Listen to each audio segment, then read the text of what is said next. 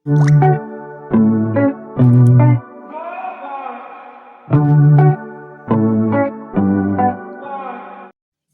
বন্ধুরা, সুস্মিতাস রেসিপিতে তোমাদের সকলকেই স্বাগত। আজ আমি আরও একটা নতুন রেসিপি নিয়ে তোমাদের কাছে হাজির হয়েছি। রেসিপিটা একদম অন্যরকম একটা রেসিপি। এটা ছোট বড় সকলেই খেতে পারে। সেটা হচ্ছে সুজির পরোটা।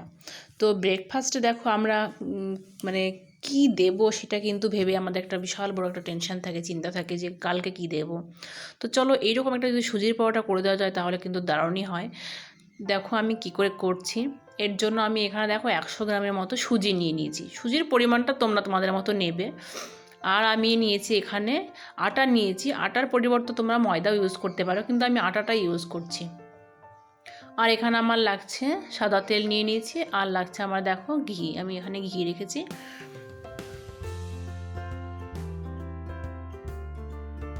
চলো এবার আমি প্রথমে শুরু করব। দেখো কড়াইটা বসিয়ে দিয়েছি, আর আমি এখানে 1 গ্লাস মতো এখানে জল দিয়ে দিলাম। 1 থেকে 1.5 গ্লাস মতো। এই খুব বেশি কিন্তু জল দেবো না। এর মধ্যে আমি একটু নুন অ্যাড করলাম। এবার জলটা ফোটা পর্যন্ত অপেক্ষা করবো। দেখো জলটা ফুটে গেছে। জলটা ফোটার পরে কি করতে হবে, অল্প অল্প করে সুজি দিতে হবে, আর এইভাবে করে নাড়তে হবে। তোমরা নিজেরাই বুঝতে পারবে যে সুজিটা কতটা লাগছে, সুজির পরিমাণটা। দেখো এবার দিয়ে দিলাম। আমি কিন্তু আর সুজি দেবো না। এভাবে আস্তে আস্তে আমি এটাকে নাড়তে থাকবো।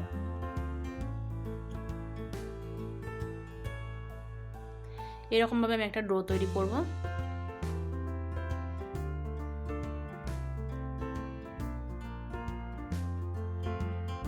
দেখো অনেকটাই টাইট হয়ে গেছে। এইভাবে কন্টিনিউ নাড়তে হবে। আমার একটু নাড়তে অসুবিধা হচ্ছে, কেন আমি তো ভিডিওটা করছি বলে এক হাত দিয়ে করছি। এটা একটু ধরে নিলে খুব ভালো হতো। যাই হোক, দেখো নরম আছে। আর একটু করতে হবে, বেশি শক্ত করা যাবে না, বেশি নরম রাখা যাবে না। তোমরা দেখো আমি কি করে করছি। এটা আমি আরেকটু নাড়াচাড়া করব। দেখো এইবার আমার কিন্তু পারফেক্ট ডোটা তৈরি হয়ে গেছে। বেশি নরমও নেই, আর দেখো বেশি শক্তও নেই। এইভাবেই কিন্তু এটা নামাতে হবে। সুজি এমনিতেই ঠান্ডা করে খুব টাইট হয়ে যায়। দেখো পরিমাণটা। এইভাবে কিন্তু আমি এখন এটা নামিয়ে নেব। দেখো আমি সুজিটা নামিয়ে নিয়েছি। এবার কিন্তু এটা গরম আছে, একটু ঠান্ডা হতে হবে। বেশি ঠান্ডাও করা যাবে না, তো একটু ঠান্ডা হোক। দেখো ঠান্ডা হয়ে গেছে। এবার আমি কিন্তু এটা হাত দিয়ে মাখতে পারবো।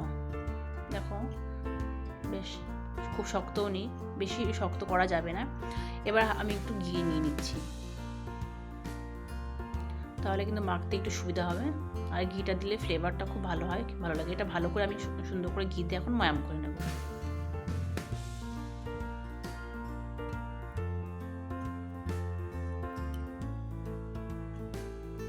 এটা খেতে দারুণ লাগে। এটা সকাল বিকেল কিন্তু যখন খুশি এটা করে খাওয়াই যেতে পারে। আর এরকম কিন্তু বাচ্চাদের যদি করে দেওয়া যায়, ওরা কিন্তু খুব সুন্দর চেটেপুটে খাবে। এবার আমি মিশিয়ে নেওয়ার পরে এবার আমি এখানে অ্যাড করছি আটাটা আমি একসাথেই দিলাম না, আমি দেখি আমার কতটা লাগছে। এবার আমি ভালো করে এটা মেখে নেব।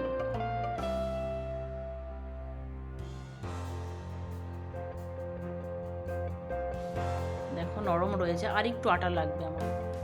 আর একটু আটা দিয়ে দিয়েছি, দেখো পরিমাণটা। ব্যাস এবার আমি, তোমরা বুঝতেই পারবে নিজেরা মেখে। দরকার হলে কড়াইয়ে আর একটু নাড়াচাড়া করে নেবে ডোটা, যেন বেশি নরম না থাকে। তাহলে নামানোর পরে বেশি আটা অ্যাড করতে হবে না। ব্যাস আমার মেখে নিয়েছি। এবার কিন্তু আমি আরেকটু ঘি দেব উপর থেকে।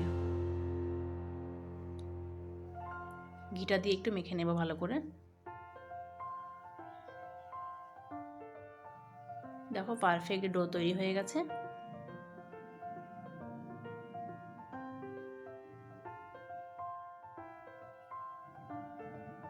এবার আমি লেচি করে নেব। সেটা কিন্তু লেচিগুলো কিন্তু বেশ বড় বড় করে করতে হবে। সুজির পরোটা একটু মোটা মোটা করে করতে হবে, সুজি যেহেতু খুব নরম জিনিস।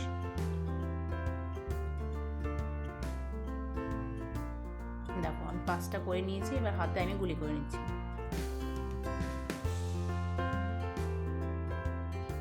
এটা খুব প্রেশার দেওয়া যাবে না। দেখো আস্তে আস্তে করে, যেহেতু ঘিটা আছে সেহেতু খুব সুন্দর দেখো সফট হয়ে যাবে। দেখো এইভাবে যদি ফেটে যায় তাহলে আরেকটু হাত দিয়ে চেপে চেপে নিতে হবে। দিয়ে তারপরে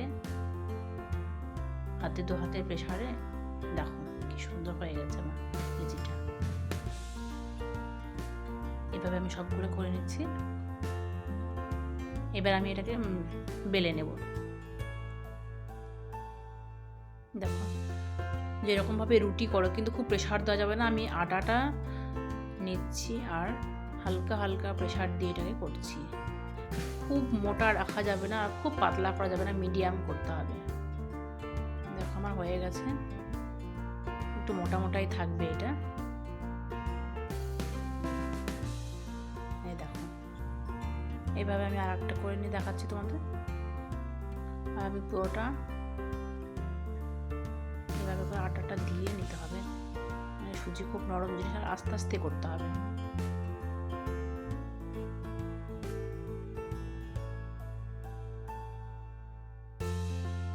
তো এটা খেতে কিন্তু দারুণই লাগে, খুব স্বাস্থ্যকর খাবার, হেলদি খাবার এটা।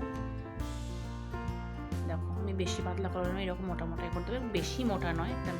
ব্যাস এইভাবে আমি সবগুলোকে বেলে নিচ্ছি। তারপরে দেখো আমি এদিকে তাওয়াটা বসিয়ে দিয়েছি, গরম হয়ে গেছে।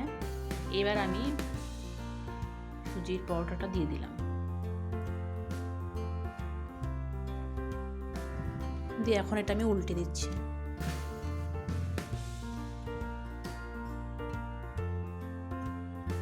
এটা গ্যাসের ফ্লেমটা কিন্তু মিডিয়াম রাখতে হবে। দেখো আমি দু পিঠে উল্টানোর পরে এবার আমি ওপর থেকে তেলটা অ্যাড করলাম। তেলটা দেওয়ার পর আমি ওপর থেকে একটু ঘুরিয়ে নিচ্ছি খুন্তি দিয়ে, তেলটা লাগিয়ে নিচ্ছি, নিয়ে আবারও উল্টে দেবো। ব্যাস, আমি কিন্তু আর এখানে আমি তেল দিচ্ছি না। এভাবে আস্তে আস্তে এপিট ওপিট করে আমি এটাকে করে নিচ্ছি।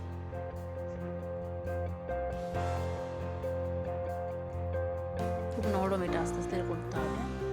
আমার এটা হয়ে এসছে পরোটাটা, দেখো কতটা নরম। এটা খেতেও দারুণ লাগে।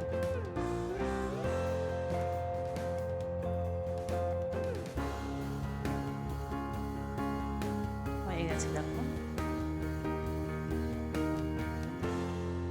এবার আমি এটাকে নামিয়ে নিচ্ছি।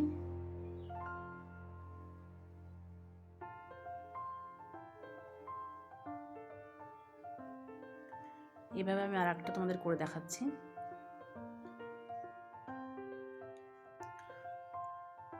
দেখো সুজির পরোটাটা যখন দিলাম, দেওয়ার পরে একটু এই পিঠটা হওয়ার পরে তারপরে উল্টে দিতে হবে। উল্টে দিয়ে আরও কিছুক্ষণ এই পিঠটা আমি হতে দেব।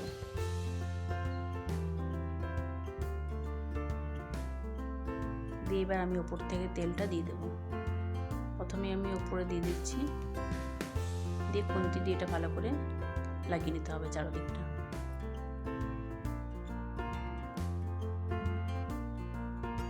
বেশি তেল কিন্তু আমি এখানে দিচ্ছি না, পরিমাণে অল্পই দিচ্ছি। এবার উল্টে দিয়ে আমি আরেকটু তেল অ্যাড করছি। দেখো চাইলে তোমরা তেলের পরিমাণটা বেশি দিতেই পারো, আমি এখানে অল্পই দিচ্ছি।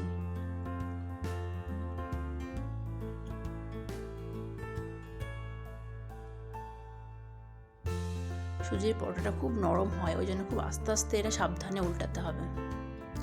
দেখো হয়ে গেছে আমার সুজির পরোটা, আমি এটা নামিয়ে নিচ্ছি। আমি এইভাবে সবগুলোকেই করে নেব, দিয়ে তারপর তোমাদের সার্ভ করে দেখাচ্ছি। দেখো সুজির পরোটা আমার একদম পুরো রেডি হয়ে গেছে। তো তোমরা এটা চাইলেই ছোট বড় সকলকেই দিতে পারো, সকালবেলার ব্রেকফাস্টে বলো, বিকেলে জলখাবারে বলো, আর বাচ্চাদের তো টিফিনে এটা দেওয়াই যেতে পারে, খুব সহজ। বাচ্চা কেন, এটা বড়দেরও দিতে পারো। তো আমার আজকের রেসিপি যদি তোমাদের ভালো লেগে থাকে তাহলে তোমরা বাড়িতে অবশ্যই ট্রাই করো। আর কেমন লাগলো আমাকে কমেন্টের মাধ্যমে জানিও, আর তোমাদের প্রিয়জনদের সাথে শেয়ার করতে ভুলো না। আর এরকম নিত্য নতুন রেসিপি পেতে আমার চ্যানেলটিকে সাবস্ক্রাইব করো।